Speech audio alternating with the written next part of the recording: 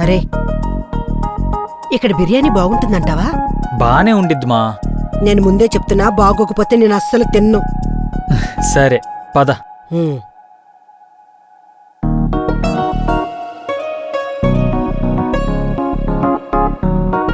మా, ఆ, ఏంట్రా?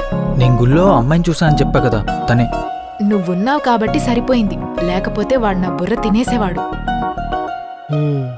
నువ్విక్కడే ఉండు, నేను వెళ్ళి మాట్లాడతాను. హ్మ్? ఆ, సరే నువ్వు వెళ్ళి బిర్యానీ ఆర్డర్ చెప్పు. హ్యాండ్ వాష్ చేసుకుని వస్తా.